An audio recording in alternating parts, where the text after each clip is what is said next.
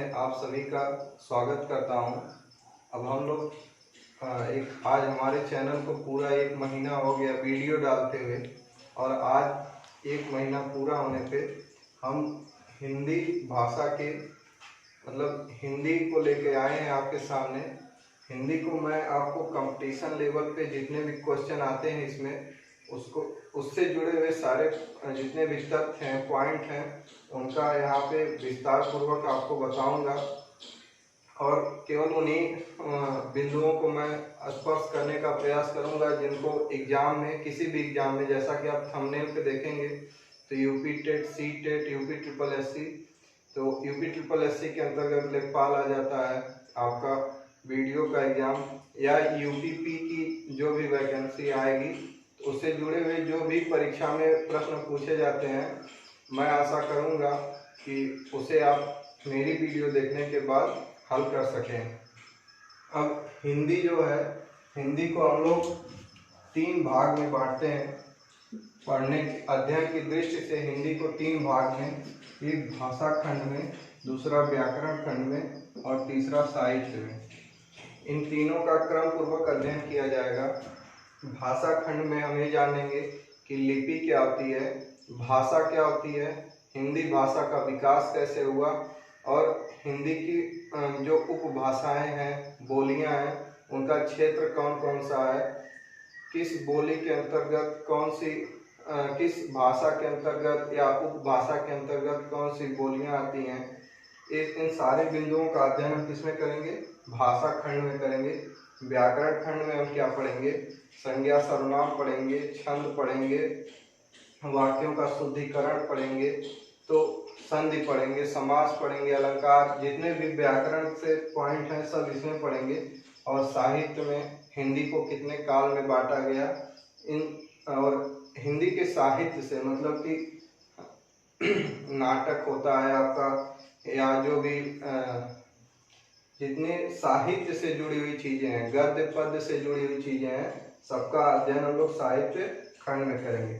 सबसे पहले हम लोग भाषा खंड को पढ़ेंगे, तो आइए हम लोग शुरू करते हैं भाषा खंड।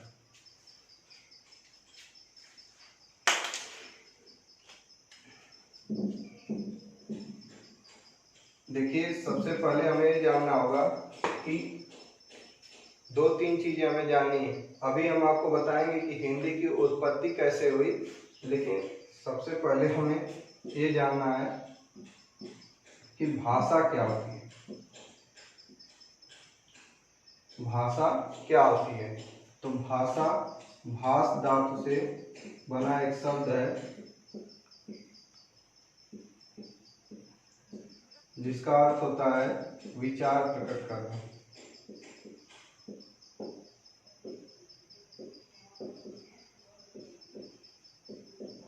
धातु कहते हैं, धातु कहेंगे मूल शब्द को, मूल शब्द कि कोई भी शब्द उसकी मूल उत्पत्ति कहाँ से हुई। मूल शब्द अर्थात संस्कृत, संस्कृत का शब्द। भाषा भाष धातु से बना है। भाष धातु का अर्थ होता है विचार प्रकट करना, और धातु मूल शब्द। धातु मतलब होता है मूल शब्द, और मूल शब्द की जब जब बात की जाएगी तो उसका मतलब होगा संस्कृत से। तो भाषा भाष धातु से इन चीजों को आपने जाना, क्योंकि सबसे पहले उत्पत्ति हमें जानने की जरूरत होती है।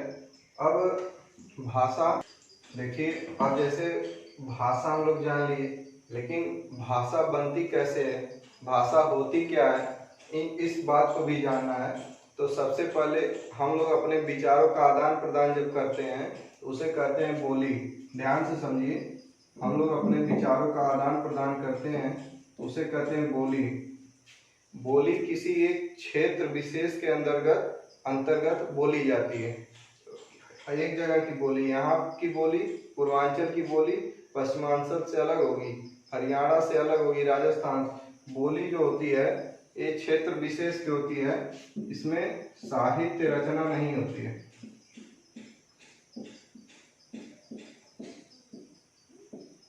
बोली में साहित्य रचना नहीं होती है। और एक क्षेत्र विशेष में बोली जाती है। और यही बोली जब थोड़ा सा इसमें साहित्य रचना पाई जाने लगती है, देखिए उपभाषा।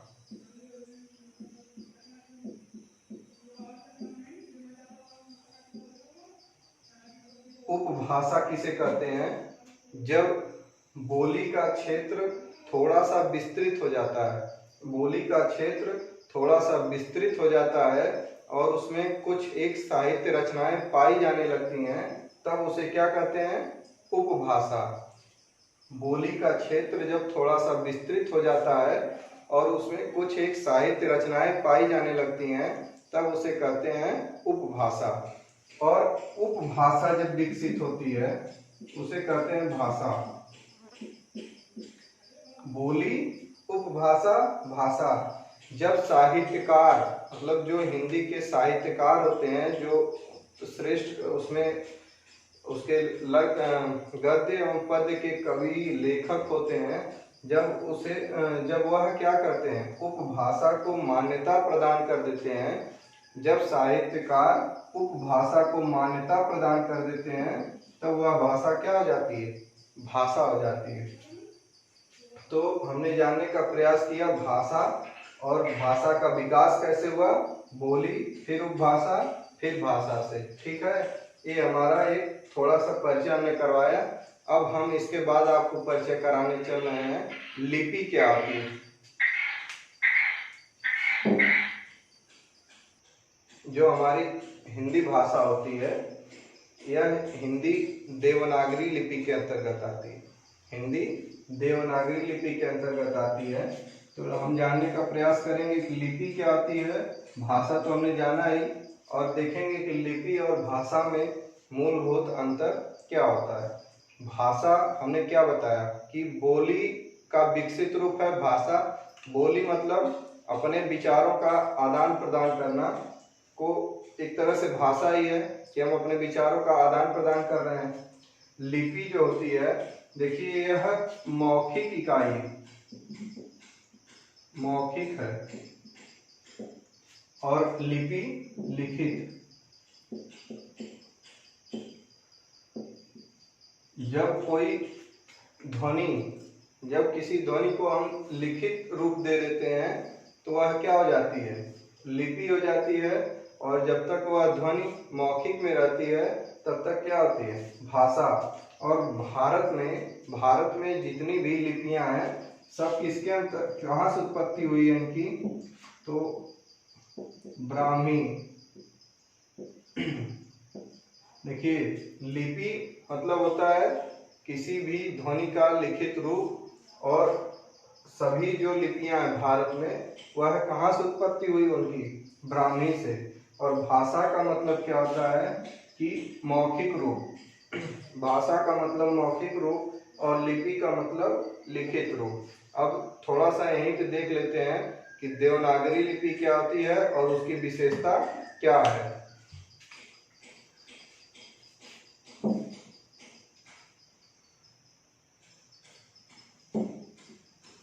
देवनागरी लिपि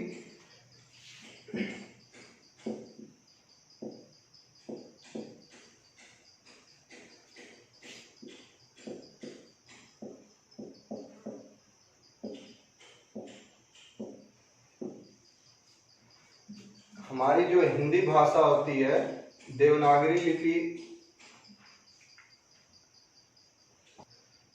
देखिए देवनागरी लिपि, अब इसकी थोड़ी सी विशेषता है कि इसके दो उपनाम।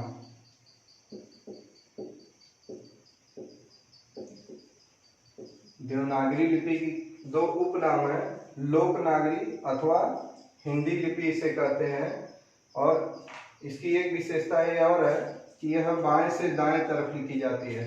बाकी जितनी लिपि हैं उन्हें दाएं से बाएं लिखते हैं, लेकिन देवनागरी लिपि बाएं से दाएं की तरफ लिखी जाती है। बाकी का मतलब उर्दू फारसी से हमारा मतलब है।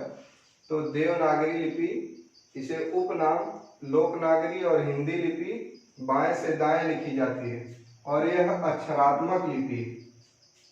लोक देवनागरी लिपि कौन सी लिपि है? अक्षरात्मक, इसमें एक वर्ण के लिए एक अक्षर, एक संकेत के लिए एक वर्ण है, और जो रोमन लिपि पाई जाती है जिसमें अंग्रेजी भाषा लिखी जाती है वह वर्णात्मक लिपि है।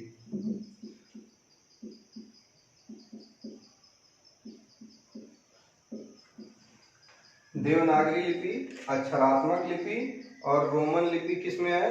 वर्णात्मक लिपि। तो अब हमने क्या क्या जान लिया? भाषा जान ली हम लोग, और हमने जाना लिपि। अब हम लोग देखेंगे कि हिंदी जो भाषा है इसकी उत्पत्ति कैसे हुई, मूल उत्पत्ति क्या है, और इसकी जो उत्पत्ति यानी उत्पत्ति का क्रम किस किस भाषा से होते हुए, जैसे संस्कृत, पाली, प्राकृत, अपभ्रंश, अवहट्ट से होते हुए हिंदी आई। तो आइए हम हिंदी भाषा की उत्पत्ति का अध्ययन करते हैं। देखिए, हिंदी भाषा की मूल उत्पत्ति संस्कृत मानी जाती है। अभी इसका हम विकास क्रम लिखेंगे। संस्कृत, इसे मूल भाषा अथवा देव भाषा, देव भाषा इसलिए कहते हैं कि देवता भी संस्कृत में ही अपनी बात रखते हैं। तो संस्कृत को मूल भाषा कहेंगे। संस्कृत के बाद पाली, पाली के बाद प्राकृत,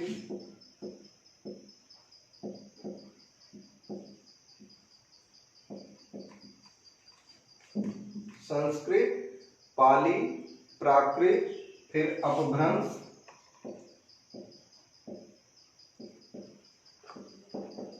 अपभ्रंश के बाद अवहट्ट, और इसके बाद हिंदी। देखिए, हिंदी का विकास क्रम कि हिंदी अपने मूल अवस्था में कैसे आती है। तो सबसे पहले संस्कृत, फिर उसके बाद पाली, फिर उसके बाद प्राकृत, फिर उसके बाद अपभ्रंश, फिर उसके बाद अवहट्ट, तब जाके हिंदी। यह हिंदी के भाषा का क्या है? विकास क्रम है। और महात्मा बुद्ध ने इस भाषा का प्रयोग किया था।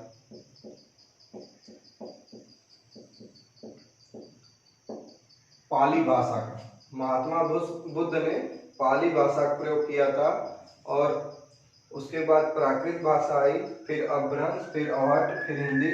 हम यहाँ पर थोड़ा सा अब इसके बाद देखेंगे कि अपभ्रंश भाषा के अंतर्गत कौन कौन सी भाषाएं आती हैं, उनका हम लोग विभाजन करेंगे। तो आइए देखते हैं। अब इसके पहले हम लोगों ने लिपि भाषा का अध्ययन किया था। देखिए, सारी चीजें मैं पहले से लिख दे रहा हूँ यहाँ पे कि अपभ्रंश, अपभ्रंश से आधुनिक भारतीय भाषाओं का, किन किन भाषाओं का अपभ्रंश से विकास हुआ, इसको हम लोग देखेंगे। तो सबसे पहले देखिए, सारस्वनी अपभ्रंश है। इससे पश्चिमी हिंदी, पश्चिमी हिंदी जिसमें आपकी 3 भाषाएं आती हैं, अभी उनको भी हम विस्तार से बताएंगे। छत्तीसगढ़ी आती है, अवधी आती है। तो पश्चिमी हिंदी, राजस्थानी हिंदी और गुजराती। सारस्वनी से किन किन भाषाओं का विकास हुआ? पश्चिमी हिंदी, राजस्थानी और गुजराती। अर्धमागधी, अर्धमागधी, इसे अर्धमागधी को प्राकृत भाषा भी कहते हैं। अर्धमागधी को प्राकृत भी कहते हैं। तो इससे पूर्वी हिंदी का विकास हुआ। अर्धमागधी अपभ्रंश से पूर्वी हिंदी का विकास हुआ। अब तीसरा जो अपभ्रंश है मागधी, मागधी, मागधी से बिहारी, उड़िया, बांग्ला। देखिए, प्रश्न कैसे आता है कि अगर पूछ देगा कि पश्चिमी हिंदी किस अपभ्रंश का विकसित रूप है, पश्चिमी हिंदी किस अपभ्रंश का विकसित रूप है, तो सारस्वनी दे देगा, अर्धमागधी दे देगा, मागधी। तो इसमें आपको खोजना रहता है। ऐसे इससे प्रश्न आते हैं, बहुत सारे प्रश्न वीडियो में भी आ चुका है। इससे प्रश्न लेखपाली में, यूपीपी में, जितने भी मतलब हिंदी जहाँ भी पूछी जाती है, इन सब से प्रश्न डायरेक्ट आते हैं। मागधी से बिहारी, उड़िया, बांग्ला, फिर ब्राचर से पंजाबी निकली है और सिंधी और महाराष्ट्री से मराठी भाषा। हिंदी भाषा कुल 9 राज्यों में बोली जाती है। हिंदी भाषा कुल 9 राज्यों में बोली जाती है और एक केंद्र शासित प्रदेश भी है उसमें, दिल्ली।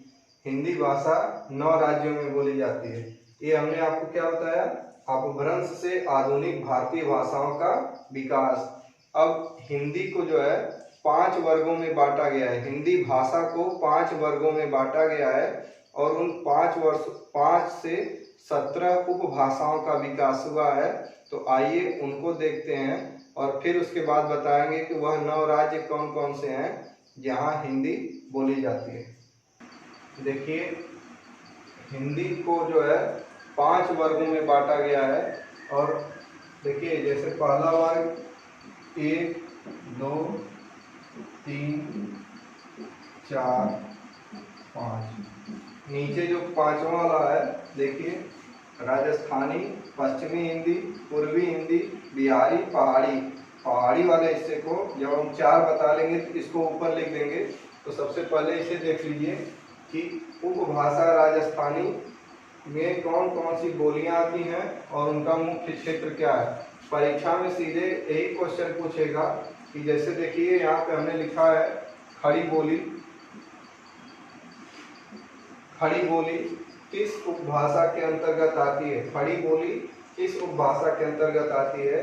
तो पश्चिमी हिंदी दे देगा, पूर्वी हिंदी दे देगा। या इस तरह प्रश्न पूछता है, एक प्रश्न पूछा था कि निम्नलिखित में से कौन सी भाषा पूर्वी हिंदी के अंतर्गत नहीं आती है? निम्नलिखित में से कौन सी भाषा पूर्वी हिंदी के अंतर्गत नहीं आती है? तो ऑप्शन में दे दिया अवधी, बघेली, छत्तीसगढ़ी और दे दिया खड़ी बोली। तो पूर्वी हिंदी के अंतर्गत केवल 3 भाषाएं आती हैं, अवधी, बघेली, छत्तीसगढ़ी। तो आइए क्रम से इनका देखते हैं। राजस्थानी उपभाषा में कौन कौन सी बोलियां आती हैं? मारवाड़ी बोली क्या होती है? एक क्षेत्र में बोले जाने वाली भाषा, इसमें रचना नहीं पाई जाती है। राजस्थानी में मारवाड़ी आएगी जिसे पश्चिमी राजस्थानी कहते हैं। मारवाड़ी जिसे पश्चिमी राजस्थानी भी कहते हैं। मेवाती और मालवी और कोई 1-2 भाषाएं आती हैं, मुख्य रूप से यही है राजस्थानी, मारवाड़ी, मेवाती और मालवी। मुख्य क्षेत्र है इसका राजस्थान। मुख्य क्षेत्र कौन सा है? राजस्थान। फिर पश्चिमी हिंदी। पश्चिमी हिंदी में आती है सबसे पहली बोली कौरवी। इसे क्या कहते हैं? खड़ी बोली। कौरवी को खड़ी बोली। हरियाणवी को बांगरू भी कहते हैं। ब्रज भाषा किस उपभाषा का अंग है? तो ब्रज भाषा पश्चिमी हिंदी के अंतर्गत आती है। बुंदेली और कन्नौजी।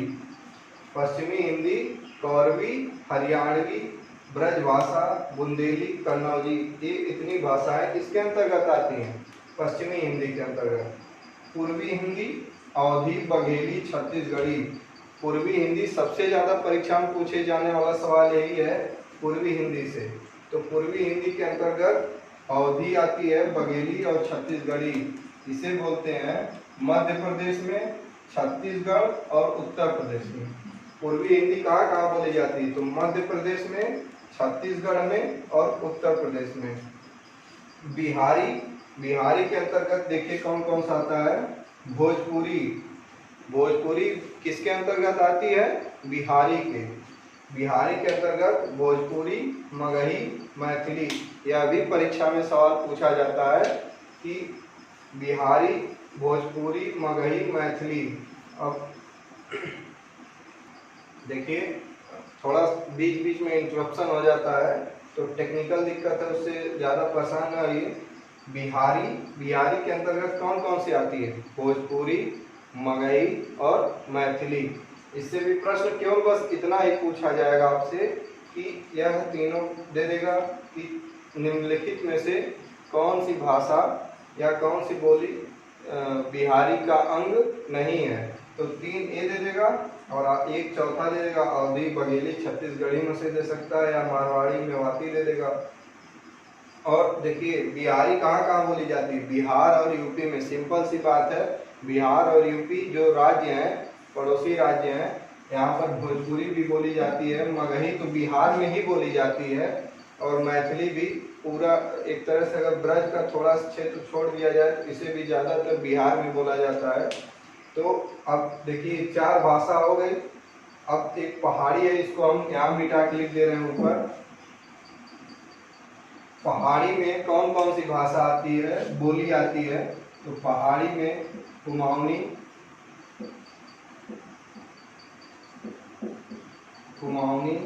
गढ़वाली,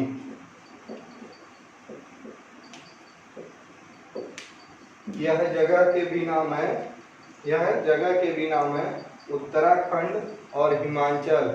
उत्तराखंड और हिमाचल में पहाड़ी के अंतर्गत कुमाऊनी और गढ़वाली बोली जाती है। आइए एक बार और देख लीजिए। राजस्थानी में मारवाड़ी, पश्चिमी राजस्थानी, मेवाती और मालवी। मुख्य क्षेत्र राजस्थान।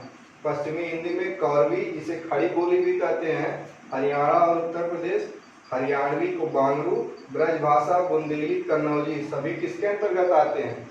पश्चिमी हिंदी के। पश्चिमी हिंदी में ब्रजभाषा बुंदेली, कन्नौजी, हरियाणवी, कौरवी आते हैं। पूर्वी हिंदी में अवधी, बघेली, छत्तीसगढ़ी, जिसे बोला जाता है मध्य प्रदेश, छत्तीसगढ़ और उत्तर प्रदेश में। बिहारी उपभाषा में बिहारी में आपकी आ जाएगी भोजपुरी, मगही, मैथिली। पहाड़ी में कुमाऊनी और गढ़वाली, इसे बोला जाता है उत्तराखंड और हिमाचल में। हमने क्या क्या पढ़ा?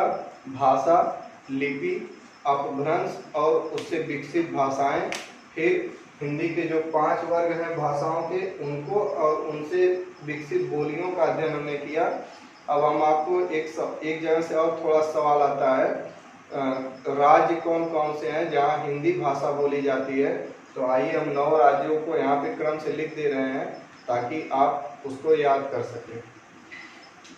देखिए, एक प्रश्न इससे आता है कि राज्य कौन कौन से हैं जहाँ पे हिंदी भाषा। प्रश्न कैसे आएगा कि निम्नलिखित राज्यों में से कौन हिंदी भाषी क्षेत्र या राज्य नहीं है? तो सबसे पहले हमने दिल्ली को लिखा। दिल्ली क्या है? केंद्र शासित प्रदेश है, यहाँ पे भी हिंदी बोली जाती है। फिर यूपी है, फिर उत्तराखंड, छत्तीसगढ़, बिहार, झारखंड, मध्य प्रदेश, हिमाचल, राजस्थान और हरियाणा। राज्य कौन कौन से हैं जहाँ पे हिंदी भाषा बोली जाती है? उत्तर प्रदेश, उत्तराखंड, छत्तीसगढ़, बिहार, झारखंड, मध्य प्रदेश, हिमाचल, राजस्थान और हरियाणा।